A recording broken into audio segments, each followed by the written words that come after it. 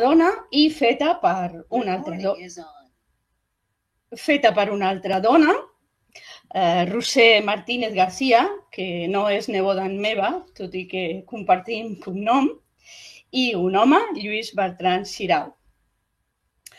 Presentar Roser em fa una il·lusió especial perquè ella va ser alumna meva a la Universitat Pompeu Fabra quan jo feia l'assignatura de fotografia al màster d'estudis comparatius, un curs al qual parlava de dones fotògrafes. Suposo que algun virus li vaig inocular a Roser quan l'any 2012 el seu treball de fi de màster ho va dedicar precisament a aquesta dona, Remei Rahola, amb una recerca seriosa i de qualitat que va ser el principi de la seva investigació. Una investigació que encara continua i que fa amb Lluís Bertran Xirau, un descendent de Remei Rahola. Tots dos van publicar un article a la revista de Girona l'any 2020 i van fer xerrades, entre d'altres una al Col·legi d'Arquitectes de Barcelona, també al novembre del 2020. I estan preparant dues exposicions que seran molt importants per l'any 2022. Una antològica sobre la fotografia de Remei Rahola al Museu Nacional d'Art de Catalunya i una altra, de més petita, al Museu de l'Empordà sobre la seva fotografia de mar i també de natura. A més, tenen intenció de fer un documental i esperem que realment ho facin. Sobre ells us diré que Lluís Bertran Xirau és doctor en musicologia y editor científic del Instituto Complutense de Ciencias Musicales de Madrid. Ha escrit sobre música de la segona meitat del segle XVIII a Barcelona i és doctor amb una tesi precisament sobre aquest tema. Roser és llicenciada en Belles Arts per la Universitat de Barcelona i màster en Estudis Comparatius d'Art, Filologia i Literatura a la Universitat Pompeu Fabra.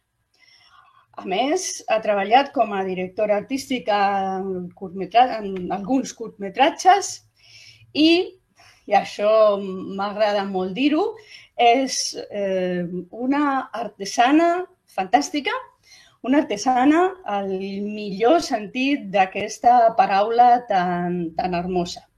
Podeu mirar les coses que fa a la seva pàgina web que es diu Les tampons de Roser, a la qual trobareu els llibres, segells, brodats, entre d'altres coses, tot d'una delicadesa i d'una sensibilitat molt poc habitual.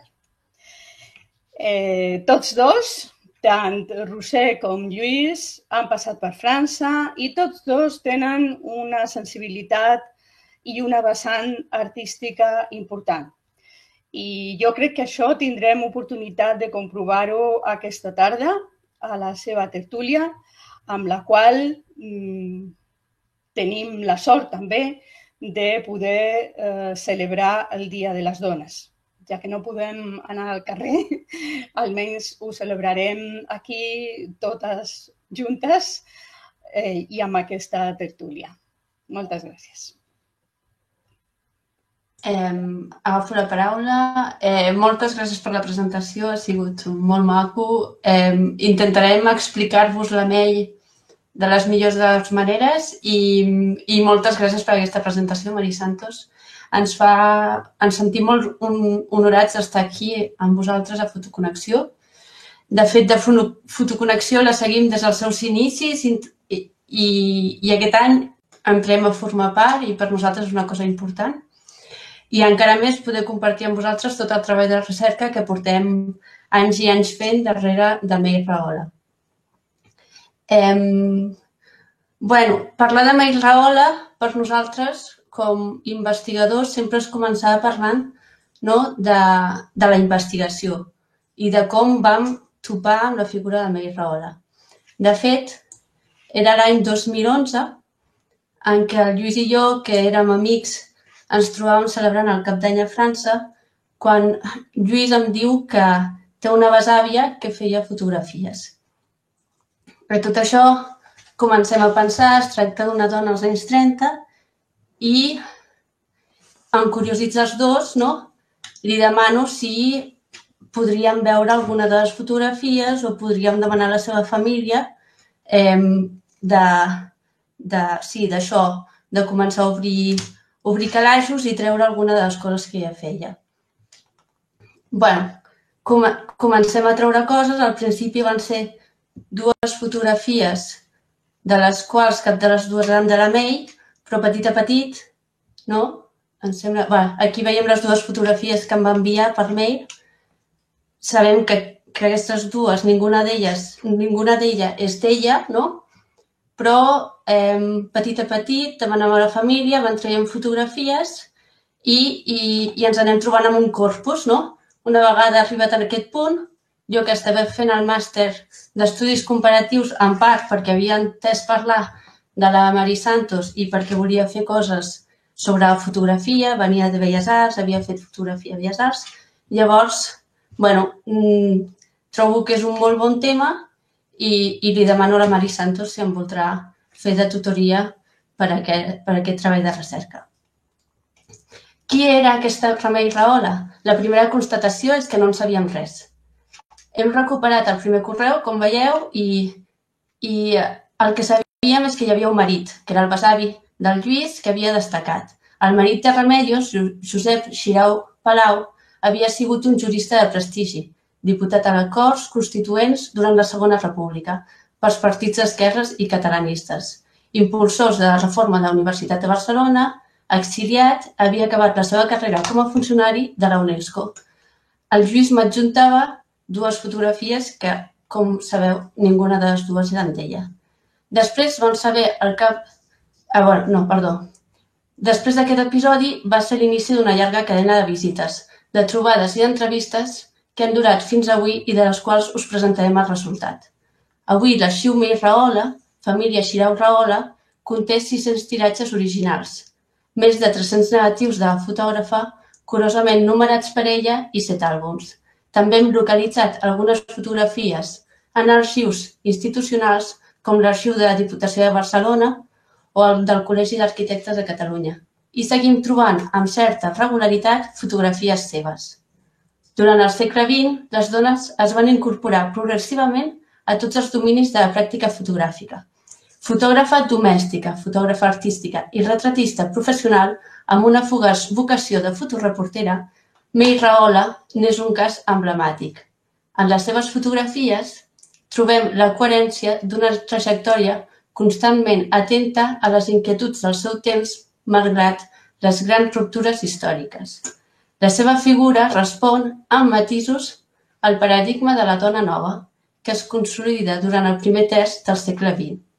Va destacar en àmbits fins aleshores reservats als homes, com la fotografia i l'esport nàutic, tot fent gala de la seva modernitat, de gust i d'idees.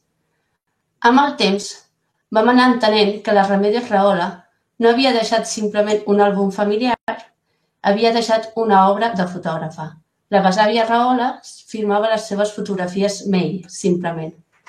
Va madurar en un entorn familiar d'aficionats a la fotografia que ella va voler transcedir, tot orientant la seva obra fotogràfica cap a l'esfera pública a través de concursos, exposicions i publicacions. Durant els anys de la Segona República, en l'estela de noms Conorotina, Carme Gotarde o la sabadellenca Maria Codina, May Rahola es va convertir en una de les primeres dones espanyoles en ser reconeguda en l'àmbit de la fotografia artística. L'exili estroncaria aquesta prometedora carrera, però alhora li obriria la possibilitat de complir una trajectòria única entre els fotògrafs de la seva generació.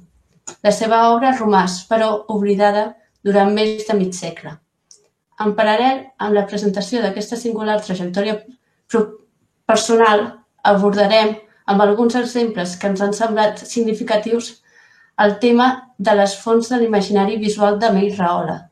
Al marge dels models prestigiosos dels salons fotogràfics i de la iconografia noucentista, l'originalitat de May Rahola manté una estreta relació amb les imatges de la premsa il·lustrada, aleshores en plena expansió i que definia nous models de comportament per a la dona.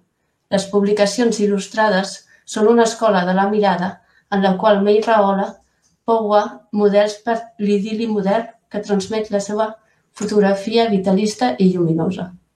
I ara passo la paraula al Lluís. No sé si per què.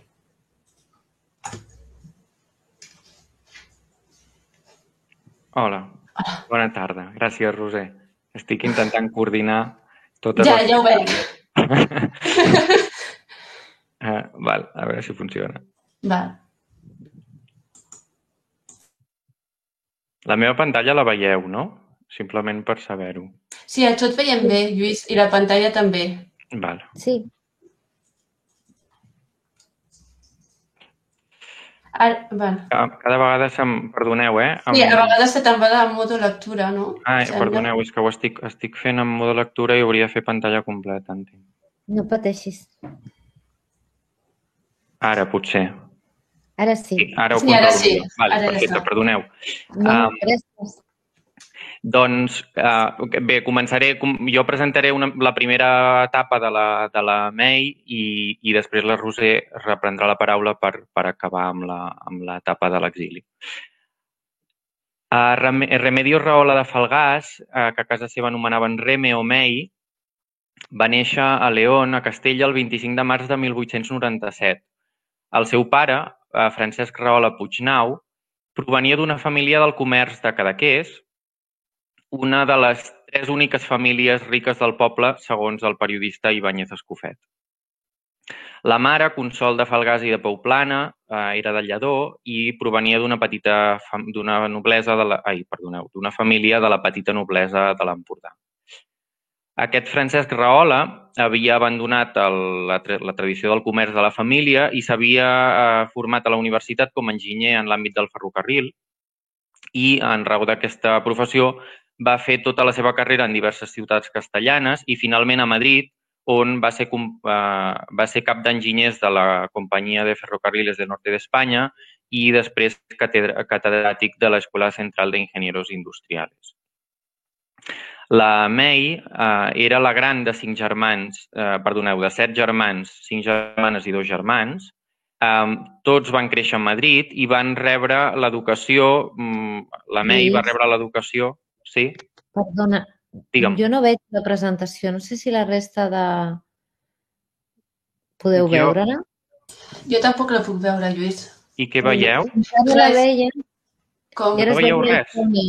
Ha saltat després de la imatge de la família Cadaqués, ens explicaves que la mare era de Lledó. Jo sí que la veig. Ah, sí? Sí? Sí. Ah, val. Doncs és culpa nostra. I la resta no? Jo no la veig, jo no. Jo tampoc. Jo tampoc. Si cliqueu el conjunt i després veieu la presentació, cliqueu, perquè crec que ha variat. Ah, val, potser sí. Potser és Sí. El què? Així sí. Jo la veig, també. Sí, ara...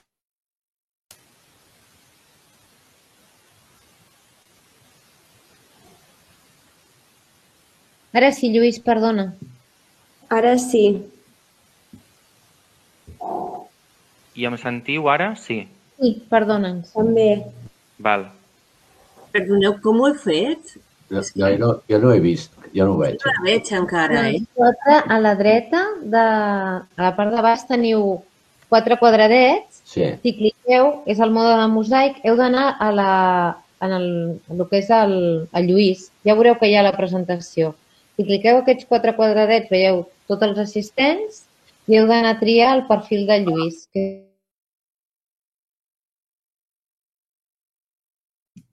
Perdoneu, estava parlant amb el micro. Perdoneu-me. Si aneu a baix a la dreta en el mode mosaic, en els 4 quadradets, heu de triar la presentació de Lluís. Jo ho he fet així, ara sí que es veu. Sí, si ho feu així es veu, ha saltat, no sé per què ha saltat. Ho veieu tots ara? Sí. Perfecte. Perdona, Lluís. Sí, Gloria, lo vemos. Sí.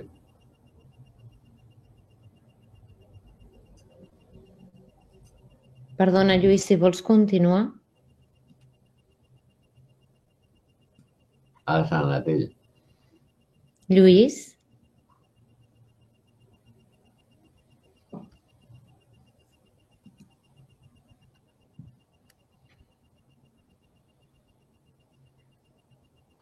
Ara, que em sentiu? Sí, perfecte. Perdona'm.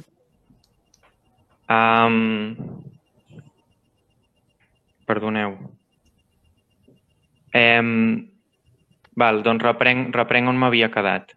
Gràcies. Us deia que la May, això, havia nascut a León, havia crescut a Madrid i que va rebre a Madrid la formació que rebia qualsevol senyoreta de casa bona a l'època, és a dir, classes de les monges del Sagrat Cor, piano i labores.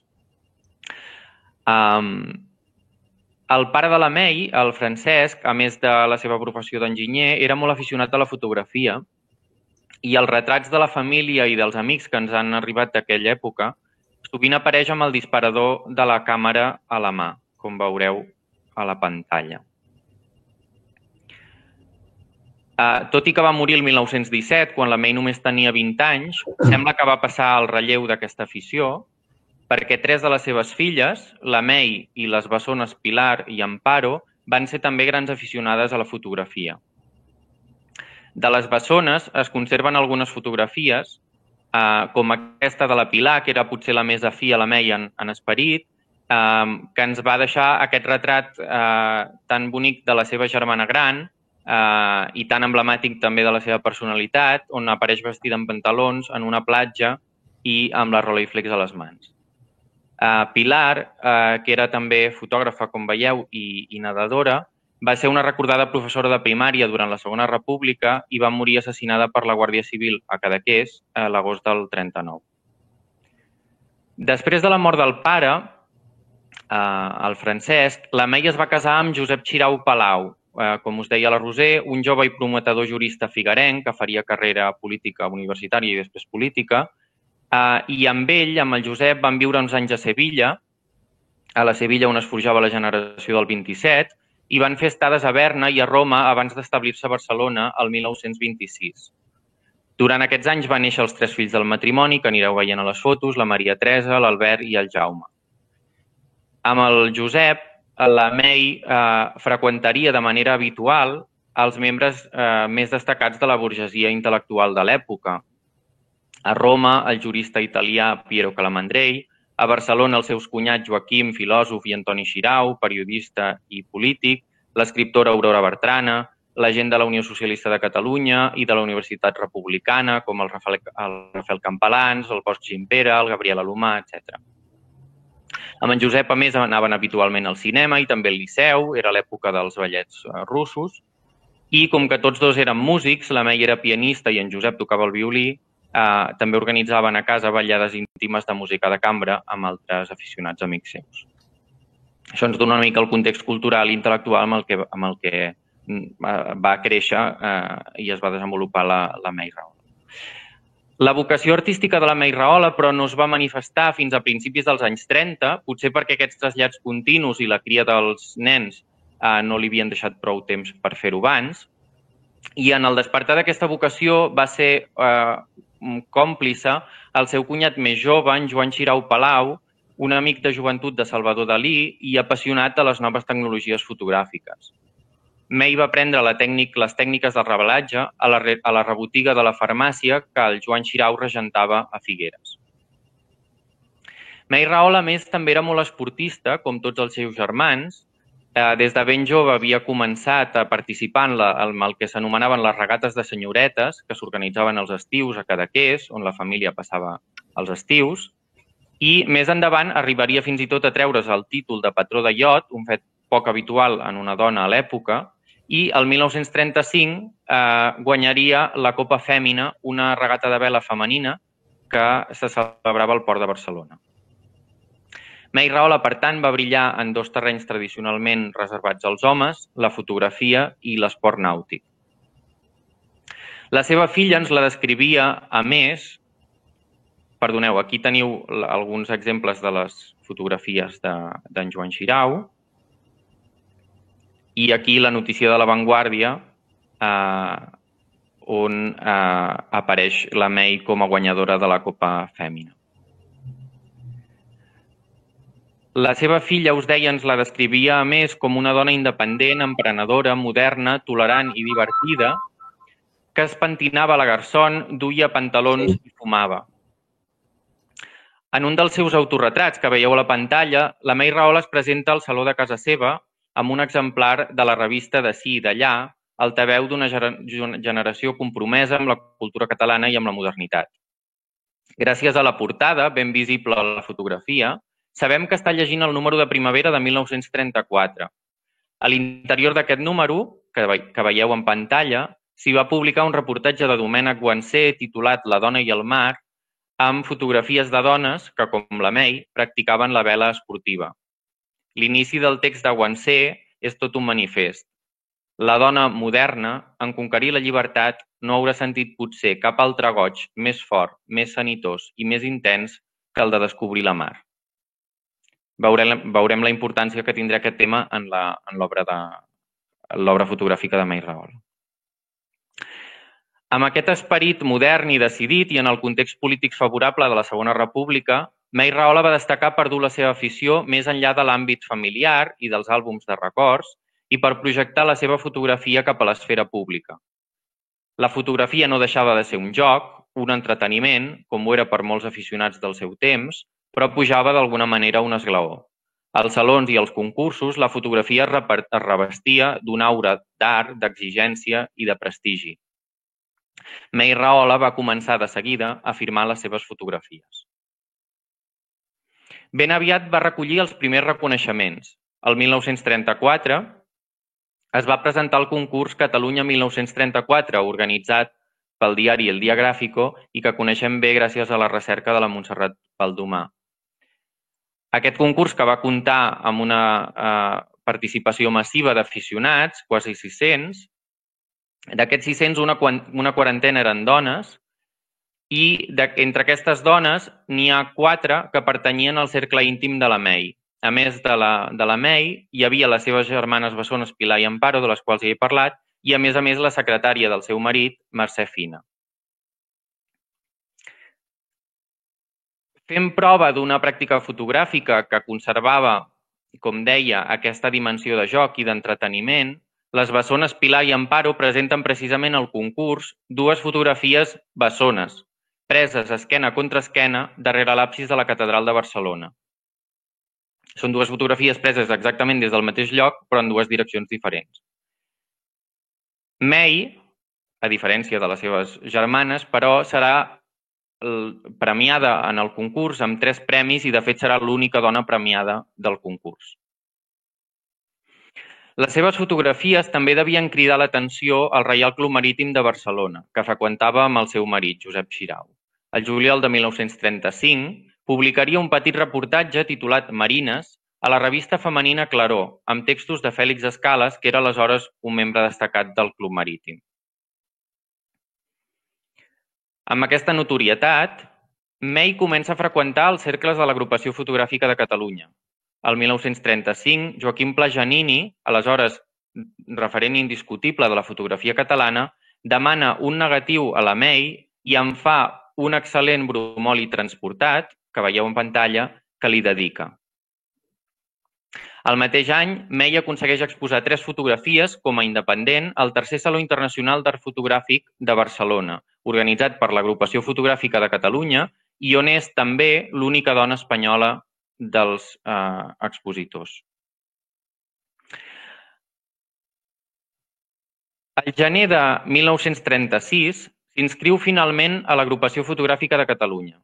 És significatiu que en un espai tan masculí, aleshores, la inscripció es faci també aquesta vegada, com el concurs 1934, en grup, com una forma de solidaritat. El mateix dia s'inscriuen també amb ella, amb la May, la seva germana Pilar, que ja coneixem, i la seva veïna i amiga Constança Pujades. 2 mesos més tard, guanya la medalla d'argent en la segona categoria de bromurs amb una col·lecció de fotografies entre les quals destaca Jugadores de pilota, que veieu en pantalla, que va ser publicada al butlletí de l'agrupació. El crític del butlletí de pseudònim Crisejos li dedica unes paraules elogioses que veieu a la pantalla. La mateixa fotografia, Jugadores de pilota, s'exposarà també al següent Saló Internacional de Barcelona, el juny de 1936, al costat de Cops de mar amb mal temps, fotografia de la proa del veler familiar, l'Alai, en un dia de mar grossa. En una crítica a la revista Galeria, Claudi Carbonell, aleshores president de l'Agrupació Fotogràfica de Catalunya, destacava les qualitats expressives i l'economia de recursos d'aquesta fotografia. Les freqüents sortides a vela amb l'Alai, el veler familiar, es van convertir en un espai compartit amb els fotògrafs de l'agrupació amb qui la May tenia més afinitat personal i estètica, Antoni Campanyà, Enric Aznar o Denis Chauffat. Chauffat, suís, era el marit de l'escriptora Aurora Bertrana, amiga del matrimoni Xirau-Rahola, que a les seves memòries té un record precisament per les sortides amb l'Alai pel port de Barcelona abans de la guerra. A la pantalla veieu precisament una de les fotografies de Denis Chauffat feta a bord de l'Alai, una mica en la mateixa estètica que la de la May. La proximitat amb Chauffat i especialment amb Aurora Bertrana ens sembla significativa. Com a Aurora Bertrana, May Rahola encarna una dona nova. En una conferència titulada El nostre feminisme, al maig de 1931, Bertrana es revolta contra el model dominant de la dona fràgil, ignorant i devota i reivindica un nou model per la dona. Des d'un feminisme certament relativament conservador, que assumeix la maternitat i la cura de la casa com a funcions naturals de la dona, Aurora Bertrana busca, però, dignificar la condició de la dona per mitjà de l'accés a la cultura i a l'activitat física en igualtat amb els homes. El que Bertrana reivindica en paraules, May Rahola ho reivindica amb imatges. Antoni Campanyà, del qual s'ha parlat molt recentment per la publicació del llibre de fotografies de la Guerra Civil, La capsa vermella, que va presentar l'Arnau González Vilalta recentment a les fototertúlies, era un fotògraf molt reconegut, tant a nivell local com a nivell internacional, i ens consta per la seva filla que era molt amic de la May. Com ella, havia sabut trobar un equilibri entre l'estètica fotogràfica tradicional i els punts de vista de la nova visió. En el debat, aleshores, molt viu entre pictorialisme i modernitat, entre el que anomenaven l'execució, és a dir, la manipulació artesana del negatiu i del positiu, i la visió, que posava èmfasi en l'encert del negatiu i en el desvetllament d'un llenguatge pròpiament fotogràfic, May sembla inclinar-se per la segona opció. Pren partit per una certa modernitat en la tecnologia, en els procediments i en l'estil. Treballa amb una càmera Rolleiflex, aleshores molt moderna, opta pels procediments de revelatge directe que es comença a estendre entre els aficionats, rebutjant els procediments pigmentaris del pictorialisme, i incorpora nous llenguatges visuals. En aquest sentit, per tant, la May prenia també el partit de la modernitat. Ara bé, si no reduïm aquest debat entre execució i visió a un dilema irresoluble entre pictorialisme i abstracció, com les publicacions especialitzades de l'època semblen deixar entendre, tot duent-lo a l'extrem, hem d'admetre l'existència d'una zona de matisos en la qual se situa l'obra de May Rahola. Al marge d'aquests debats, les publicacions il·lustrades que proliferen als anys 30, en particular el que Pere Català-Pic anomena els vells magazins, són una font gens negligible en la formació de l'imaginari visual dels aficionats a la fotografia. Aquestes publicacions interactuen amb alguns dels noms locals del fotoperiodisme o de la fotografia artística, però també amb grans agències fotogràfiques internacionals com Wolf o Valentin. Constitueixen aparentment un terreny aliè a les batusses dels teòrics de la fotografia, on conflueixen, però, la major part de les innovacions i tendències que afecten els llenguatges visuals de l'època. Si proseguim en aquesta línia la lectura de l'autorretrat de la May com a lectora del D'ací i d'allà, publicació il·lustrada que el mateix Català-Pic considerava la primera en valor i modernitat que s'ha dit a la península, hem d'admetre també, més enllà del valor de manifest del text sobre la dona i el mar, el paper de la revista en la conformació de l'imaginari pròpiament visual de la fotògrafa. Alguns aficionats mostren, en efecte, una versatilitat estilística que els du a imitar lliurement tota la diversitat de programes visuals que confluïen en aquestes revistes il·lustrades. N'extreuen la satisfacció de generar per si mateixos un repertori d'imatges que projecta en el seu entorn i en la seva vida les lluentors de la vida somiada que transmeten aquestes publicacions, en una reafirmació circular dels valors promoguts per aquestes publicacions d'una manera semblant a la que ha assenyalat la Núria Fernández Rius en relació amb la formació de la imatge moderna de Barcelona. Un exemple interessant és el de... Bueno, aquí hi havia un exemple, en posarem més. Un exemple interessant era aquest, el de Pere Elias i Busqueta, un jove pedagog, poeta i excursionista d'ideologia catalanista, que seria més tard col·laborador del Comissariat de Propaganda, les fotografies del qual, que es poden datar entre 1925 i 1935, van aparèixer recentment a Todo Colección. Elias combinava les estampes d'estètica pictorialista, les masies, els ramats, els camins de bosc, amb imitacions bastant reeixides de l'estil publicitari de Català-Pic o de Josep Sala que apareixia precisament en aquestes revistes il·lustrades. En veieu un exemple a la pantalla. El cas de May Rahola podria ser similar. Algunes de les seves fotografies connecten amb les imatges d'art, d'oci, de decoració i de moda que es publicaven al D'ací i d'allà, o en d'altres revistes semblants.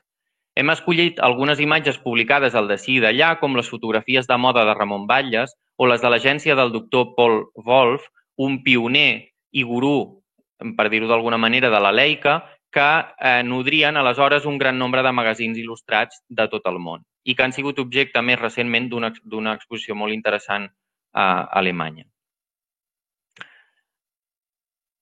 Els contemporanis de Wolf reconeixien sense embuts l'impacte i l'èxit prodigiós d'aquestes imatges plenes de vida i de moviment entre els aficionats de l'època. Alienes a qualsevol mena de conflictivitat política o social, les imatges de Wolf insuflaven a l'idil·li arcàdic del pictorialisme a través d'alguns recursos visuals de la nova objectivitat o de la nova visió, tota la vitalitat i el dinamisme accelerat dels anys 30. La poesia bucòlica del pictorialisme es traslladava als cotxes, als camps d'esport, als transatlàntics, als velers i a les pistes d'esquí, sense perdre, però, en qualitat poètica. Les fotografies de la May, al marge dels debats estètics, se sumen clarament a la reproducció d'aquest seductor idil·li modern. D'acord amb això, hi ha d'haver tant una renovació de les tècniques en el llenguatge visual, en l'abandonament dels procediments pigmentaris, com dels temes, l'esport, la velocitat o la dona nova.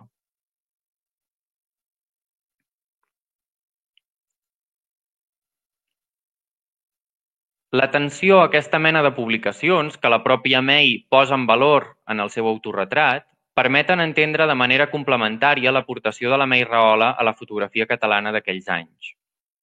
Recordem que ella mateixa havia publicat un reportatge fotogràfic a la revista Claror, una publicació de format molt semblant al d'Ací i d'allà i específicament dirigida al públic femení. De fet, May Rahola sembla escapar-se de la uniformitat de tema i d'escola que angoixava els crítics més exigents en la producció fotogràfica catalana de l'època, que es presentava als salons locals, i ho fa precisament, se n'escapa precisament per la via de la renovació de temes i de llenguatges visuals que podia trobar en les revistes il·lustrades com D'ací i d'allà o la pròpia Claror.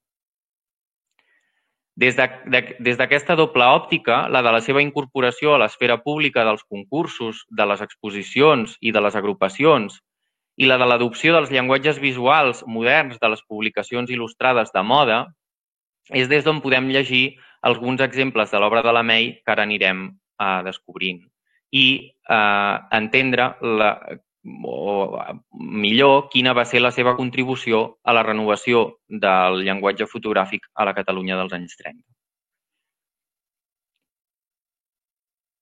En l'obra de la May hi retrobem els temes de l'ordenada modernitat noucentista cultivada pels pintors de la seva generació i també per algunes de les seves contemporànies pintores, com Carme Cortés de Guadé o Montserrat Casanovas, que tenien també en aquestes revistes il·lustrades algun dels seus altaveus més importants. Alguns d'aquests temes comuns són el món de la infància, i especialment de la infància amb llibertat, a l'aire lliure, o de la infància treballadora, com aquesta fotografia de la seva filla estudiant el seu estudi ultramodern en l'àmbit del mobiliari, temes del paisatge català, com aquest, o l'atzavara,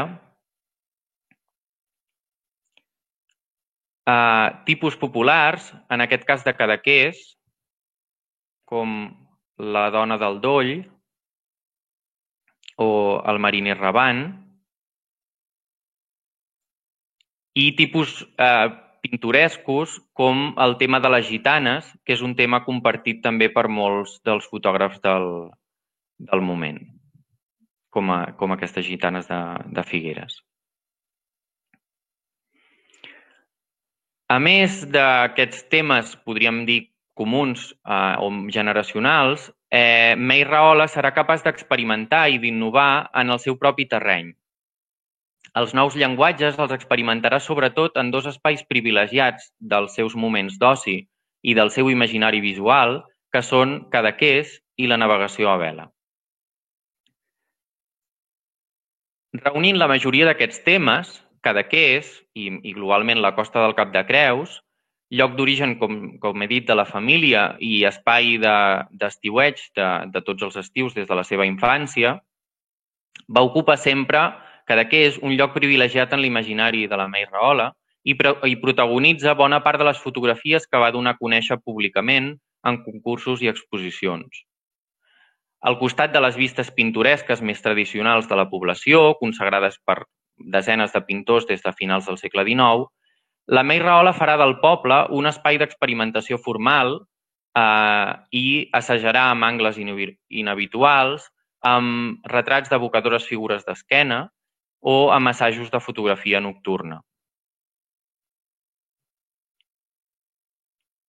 I hem seleccionat alguns exemples d'aquests temes o d'aquesta aproximació al món de Cadaqués.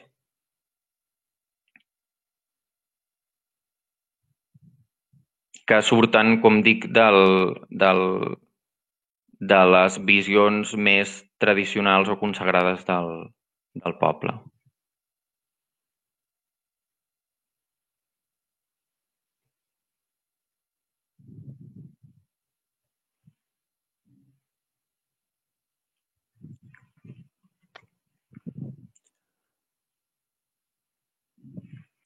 Les passions de l'esport nàutic o del mar i de la fotografia s'uneixen encara més perfectament en les navegacions i regates amb el veler familiar, l'Alai, de les quals ja hem parlat. Aquest elegant balandre de regates de línia anglesa va ser la plataforma per la renovació notable que porta la May Rahola a la marina tradicional. Fins aleshores, la marina fotogràfica havia recollit les escenes immòbils del port, els reflexos tranquils dels grans velers, el feinejar dels pescadors al moll o a la platja.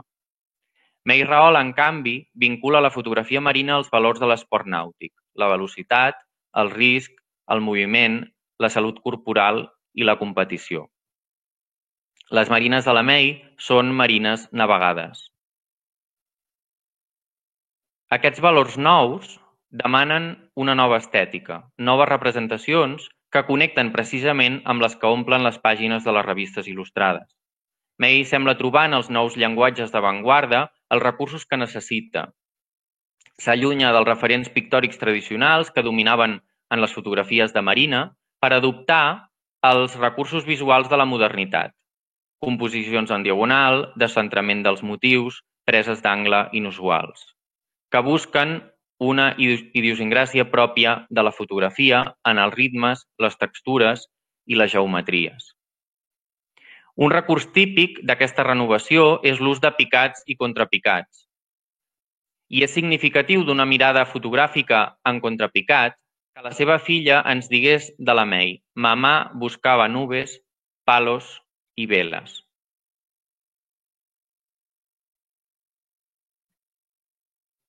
A més de la navegació de regata, May Rahola es va fer una especialitat de fotografiar els grans velers que encara entraven i sortien del port de Barcelona. Jugant amb aquests mateixos recursos, amb aquest mateix llenguatge modern, aïllant elements del motiu principal, May crea imatges poderosament modernes i alhora nostàlgiques que evoquen un món que s'apagava, que era el de la gran navegació a vela.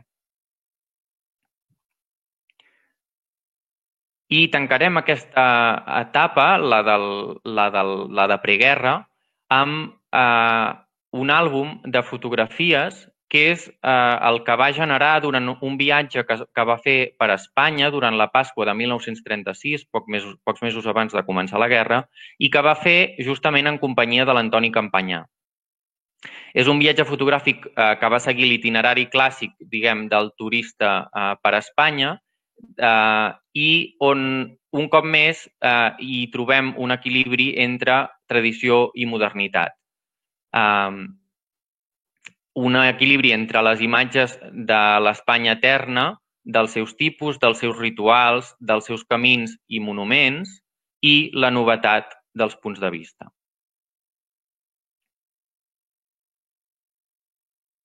Us hem seleccionat alguns exemples.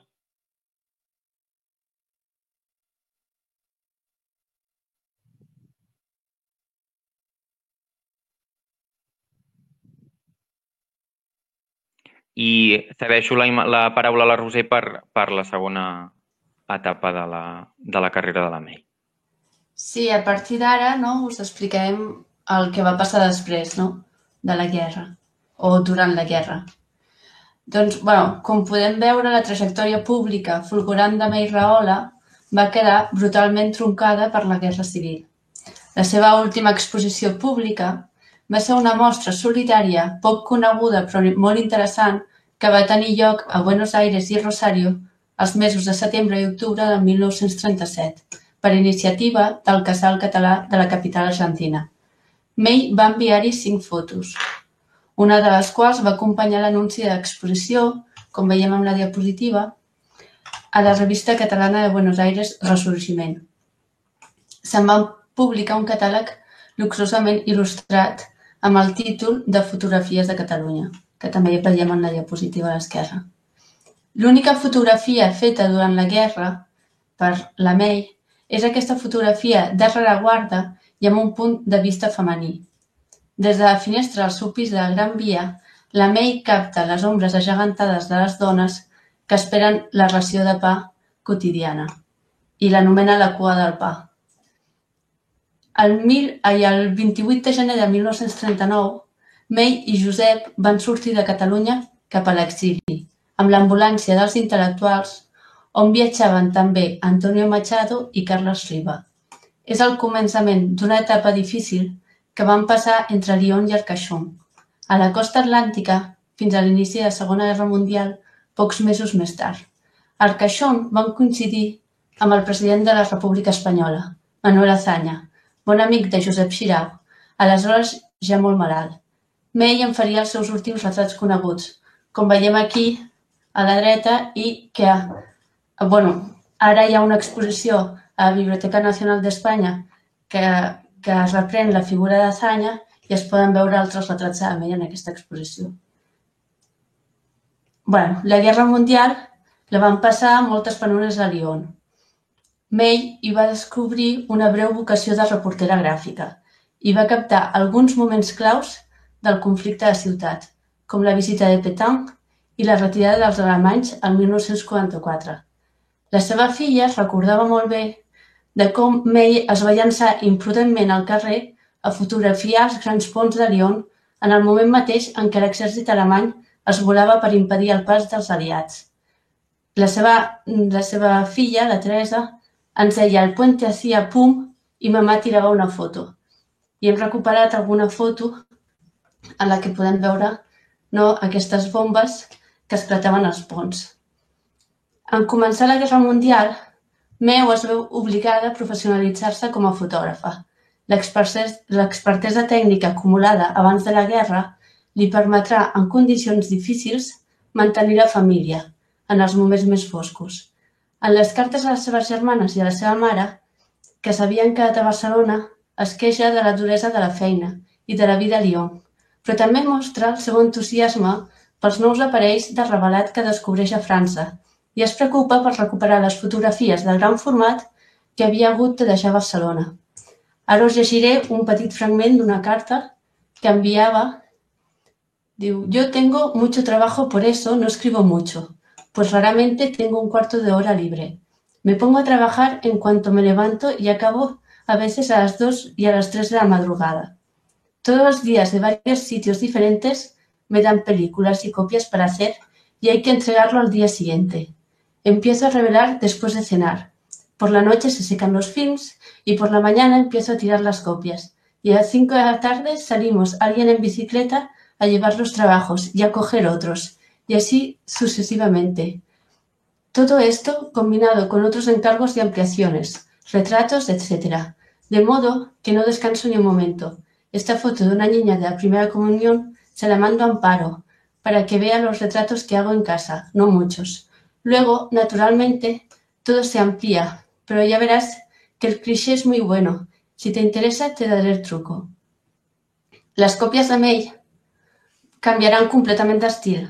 Si a Barcelona revelava bromurs sobre un paper texturat de to càlid que evocaven els procediments pigmentaris, les fotografies revelades a França seran d'un to neutre sobre un paper llis i esmaltades amb una capa brillant que farà ressaltar l'escala de grisos de les imatges en blanc i negre, que és això el que ja explicava la seva germana Amparo. La distància i el tancament de fronteres generen també una sèrie original de retrats dels 3 fills, destinada a informar la família de Barcelona del creixement i l'activitat dels 3. En aquestes 2 diapositives podem veure aquestes fotografies on veiem créixer els seus fills i que hem anat recuperant diferents còpies per tota la família, perquè com les enviava una mica a tothom, ja hi ha algunes que en tenim diferents còpies.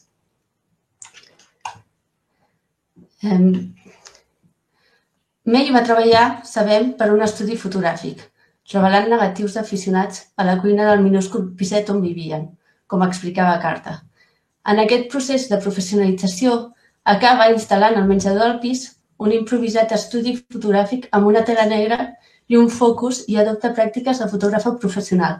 Utilitza un tampó amb el nom Photomay, produeix desplegables que semblen tenir una funció publicitària i ben aviat començarà a numerar els seus negatius, que vorejaven els 3.000 quan mori el 1959.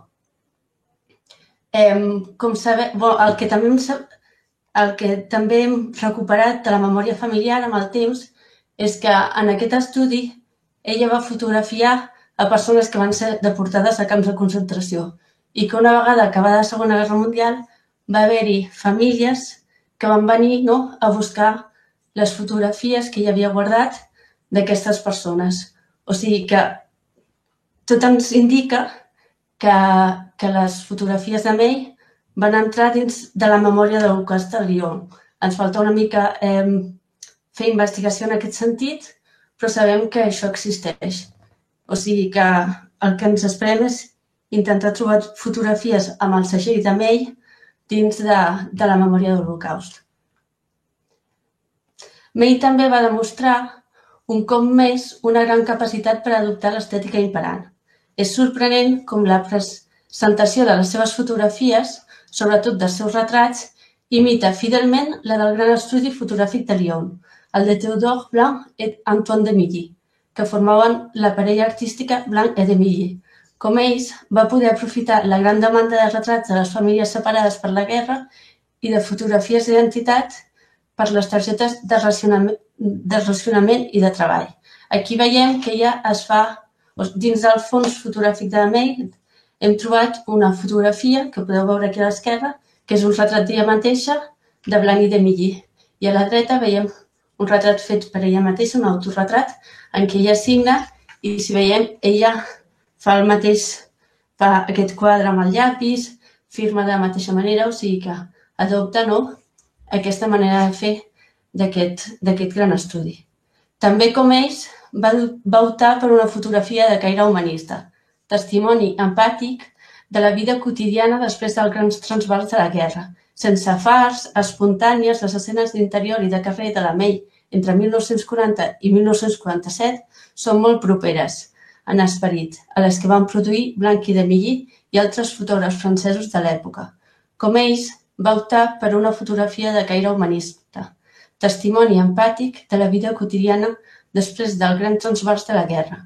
Aquest canvi fa de la trajectòria estètica de May Rahola un cas únic i impensable per a una dona en l'Espanya franquista. Aquí veiem algunes fotografies de Lyon o de Teresa a la taula que ens recorden aquesta estètica humanista francesa.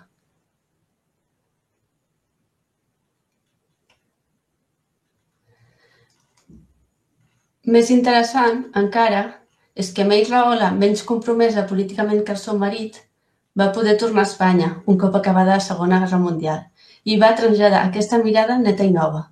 De l'estada del 1946 que va fer sola, travessant la frontera a peu i que va durar quasi un any, han quedat algunes fotografies importants, com aquesta que veiem, aquest retrat que veiem d'Aragó, o també una sèrie dedicada al Mercat de Vic.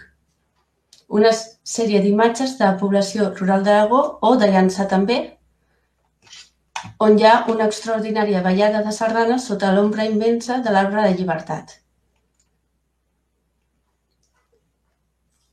La nova situació de Josep Xirau com a funcionari a UNESCO, a partir de 1947, es permet traslladar-se a prop de París, a Vaucresson, i recuperar la qualitat de vida que havien tingut abans de la guerra. Tornen els creuers per la Mediterrània, les visites als Alps i a Cadaqués amb els fills i alguns viatges excepcionals, com el que van fer tots dos a Algèria a principis de la dècada dels 50. La mirada desperta i irònica de May Rahola reapareix en la fotografia d'aquests astres emborants. Durant els anys 50, el seu marit vivia durant llargs períodes a Nova York, a Viena o a Ginebra. May es quedava a França i feia una vida molt independent. Viatjava sola per visitar la família a Espanya, a Lyon o als Alps.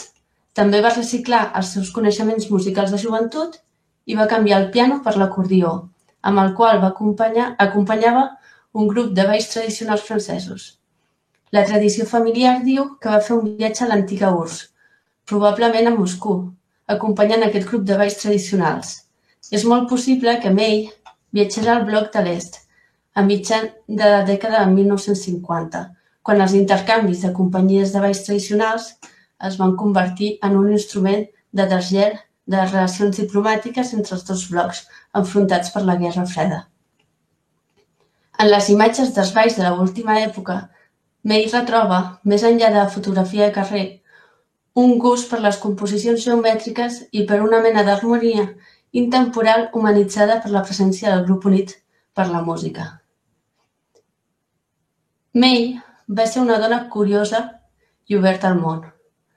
Al principi vam treballar amb la hipòtesi que durant l'etapa de l'exili, tot i que es va professionalitzar, es va desvincular de la vida institucional i editorial que havia conegut abans de la guerra. Tot i que d'aquesta etapa tenim menys informació de quines eren les seves referències fotogràfiques, en el seu fons hem trobat imatges i pistes que suggereixen que no va perdre del tot la relació amb el món de la publicació. Les fotografies que capturen el dia a dia familiar, les seves visites als Alps o els casaments dels seus fills, són excuses perfectes per crear de nou imatges idíl·liques on la fotografia de moda publicitària i les il·lustracions de vells magazins semblen ser els referents directes. Entre les seves fotografies individuals hi ha una fotografia d'un veler amb la inscripció darrere Quatrième de couverture, com podeu veure, que vol dir contracobertura en francès. Tot sembla indicar, doncs, que es va utilitzar en alguna publicació. I entre les fotografies dels seus àlbums, a les nombroses pàgines dedicades a les excursions de Boy Scouts, a les quals participaven tots els seus fills, hi trobem alguna imatge retallada de premsa escrita. Són dues pistes que indiquen que potser a França va seguir col·laborant amb el món editorial i que estan pendents de descobrir. Aquí veiem el retall que hem trobat en un àlbum a la dreta i a l'esquerra una de les seves fotos. May Rahola mor el 17 d'agost de 1959 a la seva caseta amb jardí de Vaucresson, prop de París. Aquell any, a Barcelona, en plena dictadura, l'Agrupació Fotogràfica de Catalunya organitzava la primera exposició pública del seu grup femení. La presència de les fotògrafes en l'espai públic a Catalunya s'enlairava de nou, 20 anys després que la prometedora carrera de May Rahola quedés bruscament interrompuda per la guerra i la dictadura.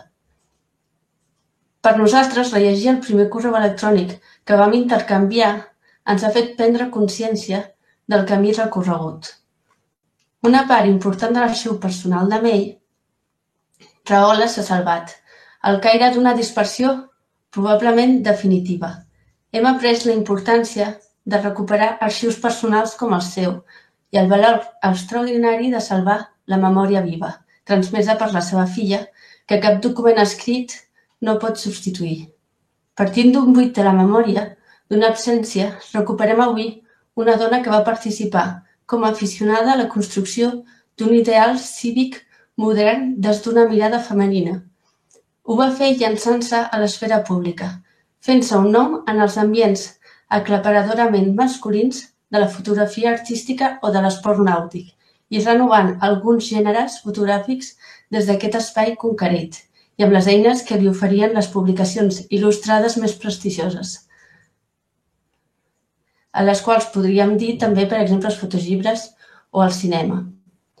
Avui sabem que el cas de la May és únic per la seva trajectòria i per l'obra conservada, per la seva contribució a la renovació dels llenguatges fotogràfics en el moment de l'emergència de fotografia com a art de la Catalunya republicana i per la seva adopció de postulats pròxims a la fotografia humanista francesa durant l'etapa de l'exili.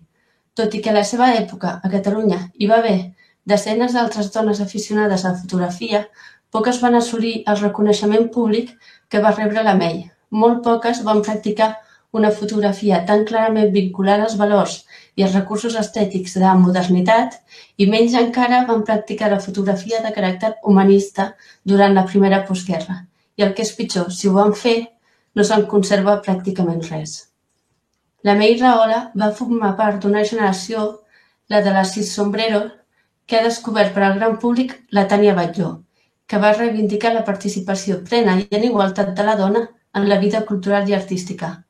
Quants altres arxius, com els de la May, s'hauran perdut? Quants quedaran pendents de ser descoberts, salvats i incorporats als discursos acadèmics i de divulgació? Aquesta és la pregunta que ens fem amb el Lluís. I ara, moltes gràcies per seguir aquesta conferència i passem al moment de les preguntes. Només recordar-vos que per ara encara es poden veure fotografies de la May, que va participar en l'exposició Pintar, Viure, Crear del Museu de l'Empordà i hi ha 7 fotografies d'època de la May allà i que podeu seguir una mica el treball que fem amb el Lluís a partir del nostre Instagram May Rahola. I us dono pas a vosaltres i a les vostres preguntes. I moltes gràcies per escoltar-nos. Gràcies, Roser, gràcies, Lluís. Gràcies per presentar-nos la vostra investigació sobre la May Rahola i més en aquesta jornada dedicada a les dones i per permetre'ns conèixer la seva mirada. Moltíssimes gràcies. No sé si teniu preguntes i voleu anar-les fent directament a ells. Té alguna pregunta? Podeu obrir les càmeres. Ai. Ara sí et veiem, Lluís. Perdoneu. Estic amb dues pantalles i... Deixo al xat l'adreça de l'Instagram, que la tenia a la pantalla, però l'he deixat de compartir abans d'hora. Ara ho veiem.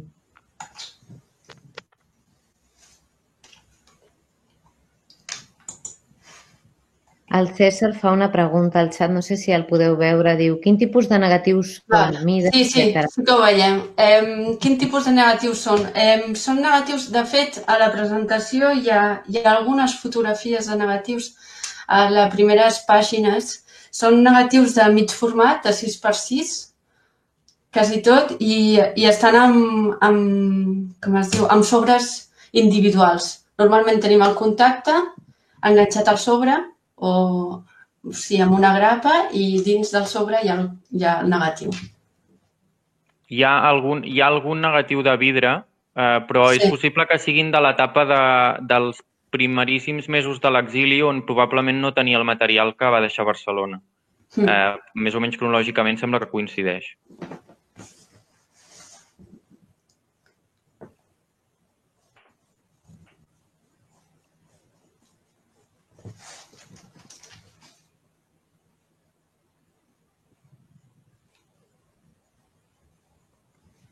No sé si algú té alguna pregunta més. La podeu fer directament, si voleu. Podeu escriure-les al xat o obrir micros i fer les preguntes que tingueu. Ens heu comentat que treballàveu amb una Rolleiflex. Sabeu quines altres càmeres feia servir? La seva era Rolleiflex. El que sí que sabem és que, per exemple, el seu cunyat, Joan Xirau, treballava amb una Leica, cosa que també era novedós per al moment, perquè estem parlant del principi dels 30. S'havia comprat una Leica i treballava amb una Leica. No sé, Lluís, si hi ha alguna altra cosa... No, la Rolleiflex és la càmera que du a totes les fotos on surt amb la càmera i, de fet, l'hem conservat. O sigui, la família l'ha conservat. Ara, i els negatius també coincideixen amb això. No sé si... Clar, hem salvat una part substancial del fons, però probablement també hem perdut moltes coses. Vull dir que no podem afirmar amb tota la seguretat, però sí, en principi va treballar amb una Rolleiflex. Gràcies. El David també us fa una pregunta, si voleu la llegeixo, diu... Al principi de la presentació heu parlat d'una fotògrafa sabadellenca que es deia Maria Codina. Em podeu dir alguna cosa més d'ella? Gràcies i felicitats per la presentació. Hi ha algun material per internet. És una fotògrafa de Sabadell que va guanyar un premi el 1916, va fer una exposició també i va estar activa al voltant del 1920. Després sembla que es va casar i devia deixar de fer fotografies. I hi ha negatius seus molt bonics, per cert, a la Fundació Palau, no sé si és Caldes d'Estrac o alguna cosa així, i alguns estan digitalitzats. No ho controlo del tot, però sé que... Mira, ho estan dient, hi ha algú que està parlant d'això. Això. Sí. Això. Sí, el David Álvarez contesta al xat, just això que deia. I posa l'enllaç, també. I ens pregunten si tenim tot el fons digitalitzat. Sí, pràcticament. Sí.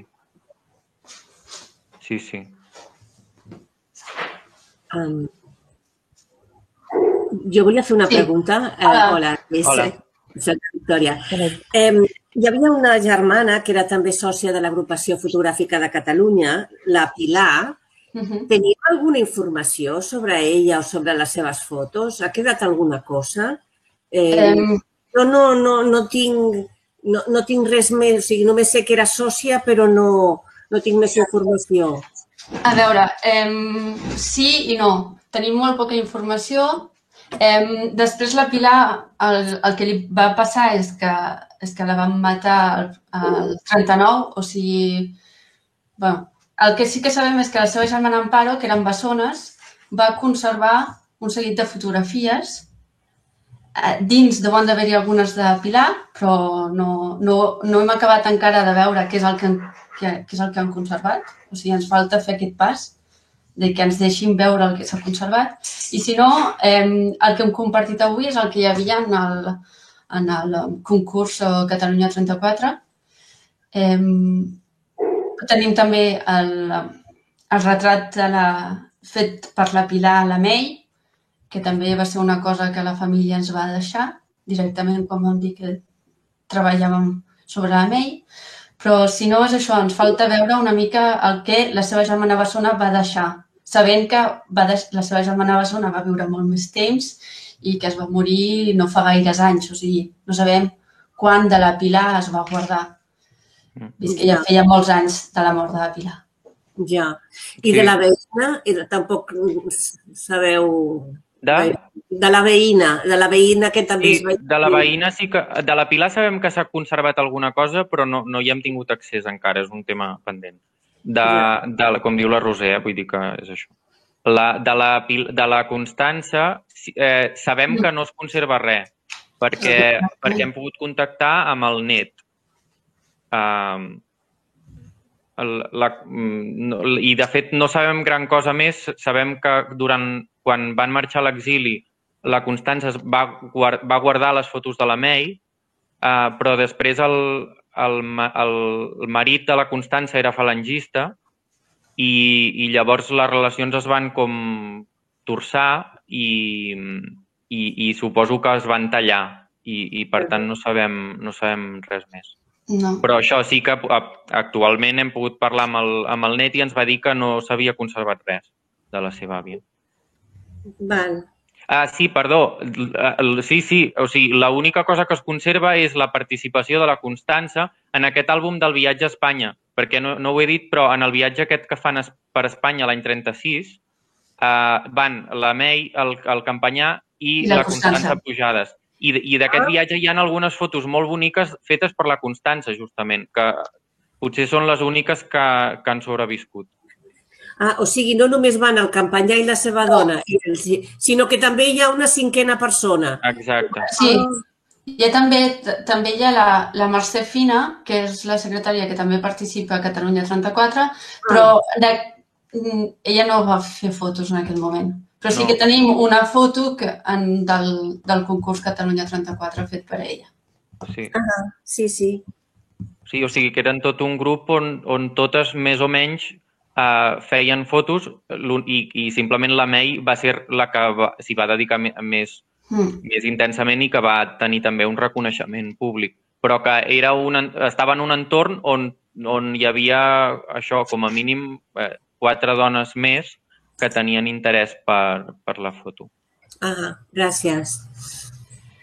I, de fet, en el que comentava de les 40 participants al concurs Catalunya 1934, 4 són elles. O sigui que, a més, anaven una mica en grup. Sí. Hi ha una altra pregunta del Pablo Giori, que es diu que on es conserva el fons? El fons encara el té la família, o sigui, el fons encara el conserva la família. Hi ha algunes fotografies que han passat a la col·lecció del Pla Nacional de Fotografia, però dins del MNAC, que són unes 7, pot ser, Lluís? Sí. I això, per ara està així. I després hi ha algunes fotografies que hem localitzat en arxius públics. Un d'ells, a l'Arxiu de la Diputació de Barcelona, que la Montserrat Baldomà coneix bé, que la veig per aquí, i alguna potser a l'Arxiu Fotogràfic de Barcelona i a l'Arxiu del Col·legi d'Arquitectes de Catalunya. I no descartem que en puguin sortir algunes altres. Sempre tot amb molt petites quantitats, però hem anat retrobant altres fotografies, sí. Sí, altres pistes. I el fons el conserva la família reunit, perquè la tasca d'aquests últims anys, a part de la recerca pròpiament biogràfica, ha sigut reunir-lo. És a dir, era un fons que la May Rahola va morir el 59, fa més de mig segle, amb 50 anys passen moltes coses, i era un fons que s'havia anat repartint, dividint i escampant, i que un dels reptes era precisament reunir-lo, i era no ens imaginàvem ni remotament que acabaríem avui tenint el fons que tenim fa 10 anys. Quina quantitat d'imatges teniu un cop ara recollides les que heu pogut recollir? Són 600 còpies d'època i... 600 còpies d'època, val. Sí, 600 còpies d'època i també tenim negatius. Espera, crec que són 300 negatius, Lluís? Sí, alguna cosa així. Una mica més de 300. Sí, mira, 600 tiratges originals i més de 300 negatius, sí. I 300 d'acetat, no? Bueno, vull dir de 6x6, que era de la Rolley, no? De 6x6, sí, de Rolley. I després sí que tenim àlbums. Que a l'àlbum hi ha coses familiars i coses de la May. Bueno, és com un... Val. Està junt. D'acord, molt bé. Molt bé. Lluís, volies preguntar? Sí. Marina Santos, ara us dono el torn de paraula, perdoneu. Sí, enhorabona per la xerrada, m'ha interessat moltíssim. M'ha semblat entendre pel que expliqueu que de l'activitat política del marit en el fons no es conserven fotografies. Si m'ho podeu confirmar i en cas de que realment no n'hi hagin, si teniu alguna hipòtesi de que directament no va fer fotografies sobre aquesta activitat o és que s'han perdut.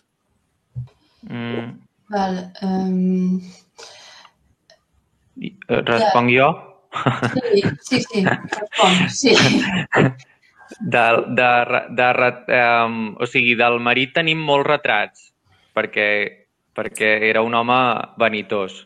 O sigui que tenim molts retrats, però tenim molts retrats de l'àmbit familiar o d'oci, diguéssim. De la seva activitat política, jo crec que en bona mesura, no sé com dir-ho, era una cosa a la qual la May no participava com a mínim com a fotògrafa. Vull dir que el veiem retratat sobretot en l'espai familiar o d'oci, o els viatges, etc., els creuers i tal, però no sembla que ella el seguís amb la càmera a l'activitat pública que la va tenir molt intensa. Però no tenim fotografies d'aquests temes. Bueno, de fet hi ha una fotografia que sí que és ell en una classe de nens, sembla, que potser és l'única cosa on la May el va acompanyar, però clar, és una classe de nens on sembla que també hi hagi els seus fills. O sigui, semblaria l'institut escola, sí. Seria més una cosa que acompanya el seu marit perquè va fer una cosa a l'institut on estudien els seus fills que no per plaer d'acompanyar-lo a coses polítiques, vull dir, més en l'àmbit familiar. Perquè amb les converses amb els descendents sabeu si tenia especial relació amb algun, amb el Campalans, per exemple, o algun altre polític, o això no ha sortit en les converses? Sí, les relacions del Josep. El Josep tenia molta relació. Una de les persones que sí que clarament ha sortit a les converses ha sigut el Bosch Gimpera, amb el qual després, a l'època de la guerra, les relacions es van complicar, però abans de la guerra tenien molt bona relació i passaven els Nadals junts o els Cap d'Anys o no sé què. I això sí que no en tenim fotografies, tot i que sabem que havien existit perquè ens havien dit hi ha una fotografia del Bosch Gimpera a casa i tal que no tenim però que sabem que havia existit. I després, evidentment, amb els seus germans, el Joaquim Xirau i l'Antoni Xirau. Amb el Campalans el problema que tenim és que el Campalans crec que mor el 33 i la nostra memòria familiar és la filla de la May. Clar, la filla de la May el 33 tenia 10 anys. O sigui que el que ens ha arribat són les relacions familiars dels últims anys abans de la guerra. O sigui, dels anys 36, 35, 34, que és a més els anys en què la May va fer fotografies. Però segurament si busquéssim trobaríem més noms, perquè estaven molt ben relacionats i estaven ficats en tots els saraus de l'època, per dir-ho vulgarment. Mari Santos, si vols fer que tenies la mà aixecada.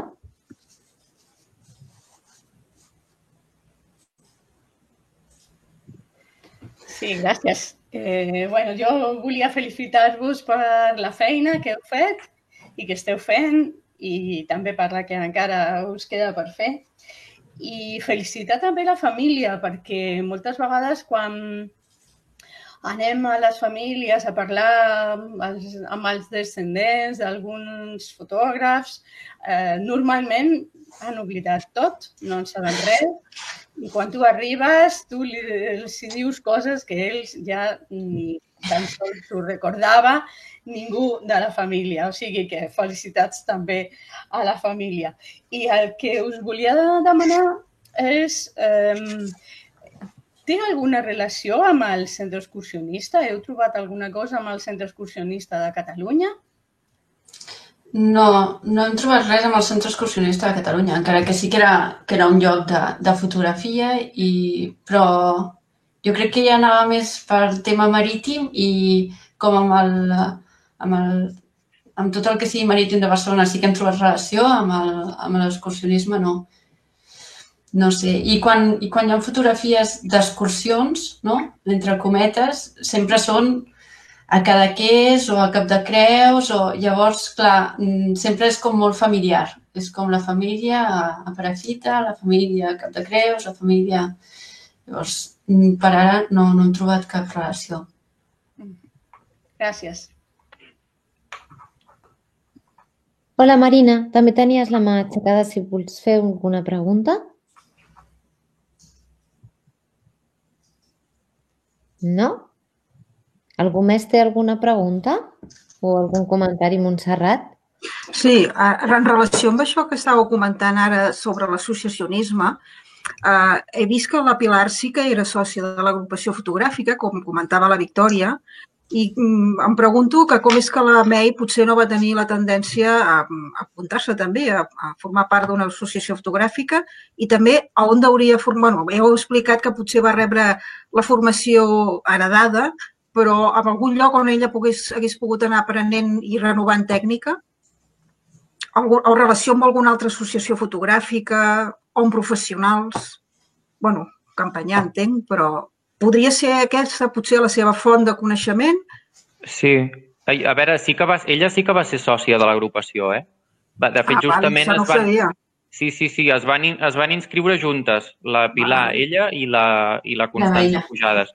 I, de fet, per això va guanyar un premi de l'agrupació. Perquè, clar, ella entre el gener del 36, al març guanya un premi, a l'estiu participa ja com a sòcia al Saló Internacional, però, clar, el Saló Internacional s'acaba una setmana abans del cop d'estat. O sigui que el que semblava una carrera interessant dins de l'agrupació va durar 5 mesos o 6. O sigui que ella a quin any hauria ingressar a l'agrupació, llavors? Això, el gener del 36. El 36, ja. Clar, però el 36 ja sabem que ella ja ha participat en salons abans, que el Joaquim Plajanini ja ha fet un dels seus negatius. És per això que nosaltres, quan pensem a qui va ser la persona que la va instruir en la fotografia, és el seu cunyat. Pensem, o sigui, la seva filla ja ens va dir que amb el seu cunyat, amb el Joan Xirau, eren molt amics, o sigui, es passaven el temps fumant fora i vull dir, sempre explica això, no? Que sempre anaven junts, fumant per tot arreu i tal, i sabem que ell era farmacèutic, sabia com tot el que eren procediments químics i que la seva darrera botiga de la farmàcia tenia un taller de fotografia, un laboratori de fotografia. És per això que pensem al Joan Xirau com persona que li ensenya. Després, clar, sabem també que el seu pare tenia una col·lecció de càmeres bastant gran, com heu vist, que fa fotografies des que ella era petita, no? La primera fotografia que ensenyem on el seu pare està amb una pera fent una fotografia, la Remei és la nena que està al costat. Llavors, clar, sabem que l'ambient fotogràfic el tenia des de casa. El que, clar, no hem pogut, no sabem exactament si va aprendre amb el Joan Xirau unes bases i després amb el Campanyà es va obrir més coses, això no ho sabem, perquè tampoc sabem quan troba el Campanyà datat, perquè sí que sabem que el 36 són molt amics, el 35 també, però no sabem si abans el troba o no. El problema és que tenim, és un període molt intens de producció, el 33-36, però molt curt. Llavors, sabem el que diu la Roser, que el 35 ja està en relació tant amb el Pla Janini com amb el Campanyà, però més enrere és difícil d'anar. Però bueno, que el Campanyà va ser un còmplice, molt probablement, i la seva filla, la filla de la May, recordava, o sigui, ella va utilitzar l'expressió eren muy amigos amb el Campanyà. O sigui, que entenc que hi havia una relació... O sigui, que ella el recordava que el Campanyà havia estat a casa seva, havien sortit a navegar amb el veler, havia anat a Cadaqués... O sigui, que realment hi havia una relació molt fluida, molt estreta. I després també l'altra relació interessant és la del Denis Chauffat, que fa unes fotos molt semblants a les de la May i ja probablement una mica abans, el 34. I de fet fa molt poc hem trobat una foto de l'Aurora Bertrana amb el Josep a Cadaqués, això, el 34 o el 35. O sigui que aquesta relació també devia ser important. I el Chauffat també era, no sé si era químic, però era enginyer també, vull dir que devia tenir també aquesta formació científica.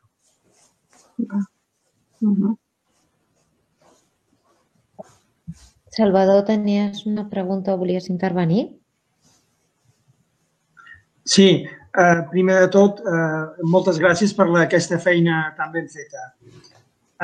Abans heu dit que la germana de la May, la Pilar, havia mort a Cadaqués l'any 39. Això què va ser? Que es va quedar pensant que no li passaria res, com molta gent li va passar, o què li va passar? No sabem gran cosa d'aquesta història, més que la van violar i assassinar uns guàrdies civils a Cadaqués l'agost del 39. Què feia l'agost del 39 a Cadaqués? Potser pensava això, que ella havia sigut professora de primària durant la República. De fet, havia sigut professora de la... Ara no em surt el nom. Marta Mata, crec, una pedagoga important. Ara no estic segur d'haver retenir el nom. Bueno, i que era una dona moderna, molt independent i tal. Llavors suposo que que s'havia significat com a republicana i va pensar que estava protegida i no ho estava. Suposo. No en sabem gran cosa. Ja. Curiositat, gràcies.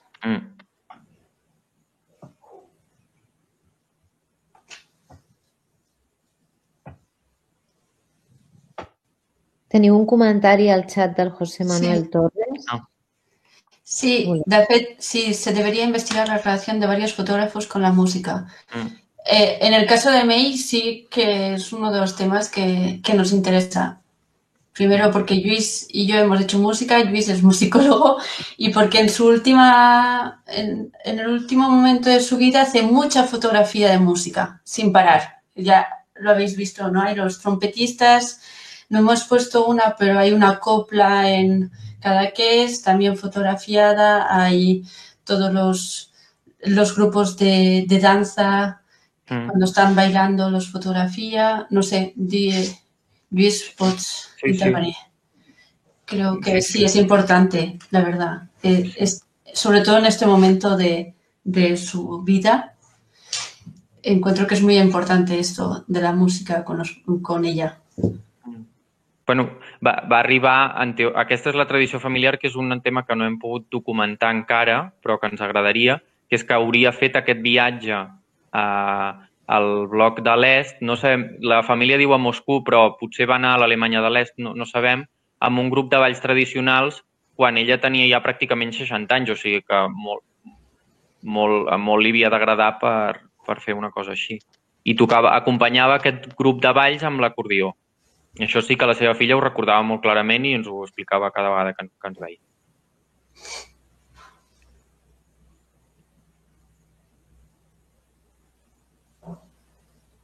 No sé si hi ha alguna pregunta més o algú vol fer algun comentari. I us vull tornar a agrair, ha estat superinteressant i ens heu obert ens heu parlat des de tots els punts de vista i amb moltíssima informació. Ha estat molt enriquidor, moltes gràcies. Gràcies. Gràcies. Doncs sense més, res, recordeu-vos que la propera fototertúlia serà a l'abril, el dia 5 d'abril, a càrrec de l'Stephanie Onfray, sobre la col·lecció Castellano. Esperem veure'ns si no abans aquest dia d'abril. I moltíssimes gràcies a tots per la vostra assistència i en especial a la Roser i a Lluís per aquesta presentació tan interessant. Recordeu que la sala queda oberta i que jo ara pararé la gravació. No hi ha ni cap altre comentari ni cap altra cosa a dir. Doncs aturo la gravació i seguim amb la sala oberta perquè